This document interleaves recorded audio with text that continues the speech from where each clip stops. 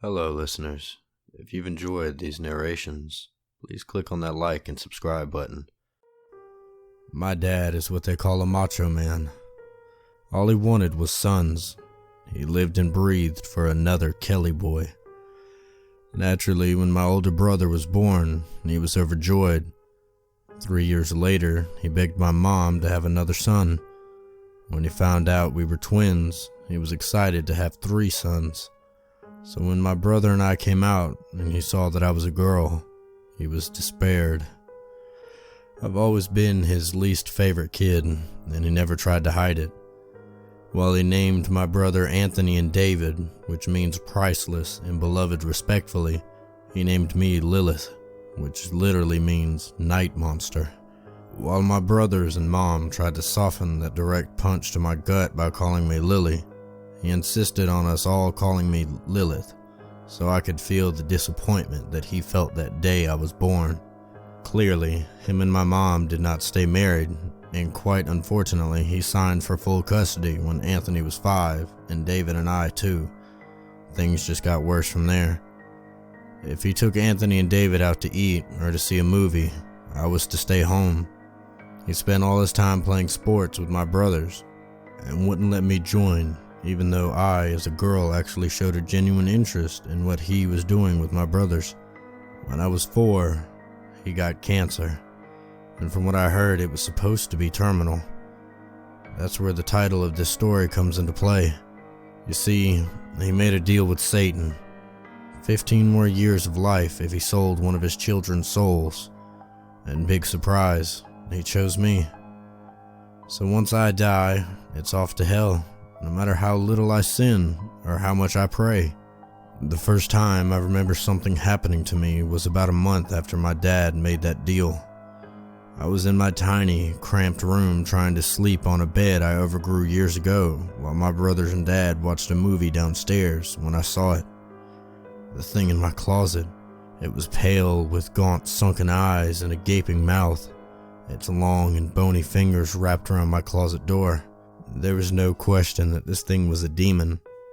I immediately cried for my dad, who stormed up the stairs and gave me a proper beating for interrupting his movie night with his kids. After that, he called me a little girl for crying and locked me in my room. As I cried all night, the demons simply watched me from the closet, unmoving. Demons watching me were pretty normal from then on. Sometimes it would be the pale, gaunt thing in my closet, other times a dark figure hovering over my bed. And on bad nights, a horned figure with glowing red eyes would stare at me, taunting me through the window. After a while, I stopped being scared of them. One night when I was 9, the gaunt creature was back in my closet, staring at me while I read. He began to make this really weird growling noise, to which I shushed him. He then did something he never did before. While he would occasionally wrap his arms around my slightly ajar door, he never actually came out of my closet. Until that night, in one swift movement, he tore open my closet door and stood up fully, revealing he was taller than the ceiling itself. He bent his neck in an abnormal way to fit under the roof. I rightfully should have been shitting my pants at this moment, but for some reason I just wasn't scared of him. We locked eyes for a while, which was more awkward than scary, so I just went back to reading my book. He just looked at me curiously for a while, until my dad decided he wanted to be a horrible person again, and threw open my door to yell at me for something. The entire time, the demon just watched. Thankfully, my dad left after slapping me across the face, but I was crying again for the rest of the night. The demon, who now looked at me with something more than curiosity, looked back at my closet door, trying to see my dad, and I did nothing but sob. The demon just sat down beside my bed, towering over me. Neither of us looked at each other the rest of the night. I cried while he just sat off in the distance, but I wasn't alone, and that's all I care about. From then on, things changed. I wasn't just not scared of the demons, I welcomed them. Especially the gaunt-looking one who sat by me that night. He would sit with me whenever my dad was bad to me, or whenever I had boy troubles at school. He never talked to me, and barely ever looked at me, but all I cared about was that he was there for me. I even gave him a name, Papa. I remember this one night. I was 14 and upset because Jacob, the boy I liked, didn't invite me to the Valentine's dance at our school. On top of that, my dad had gotten into one of his moods and had thrown a chair at me.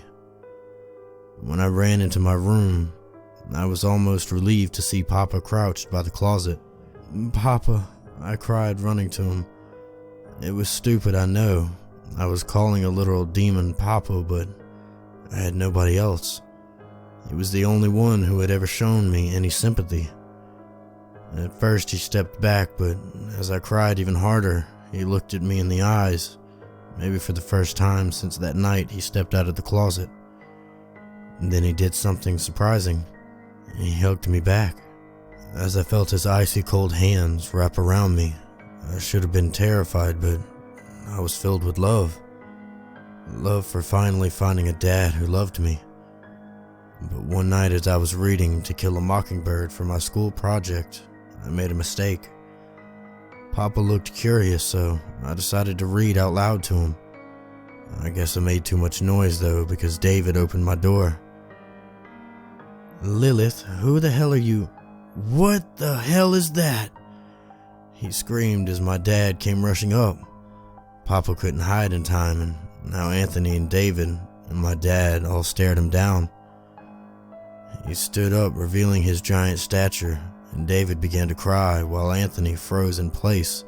My dad ran off to get a vial of holy water he kept beside his bed. As I tried to run away with Papa, he stopped me and shook his head.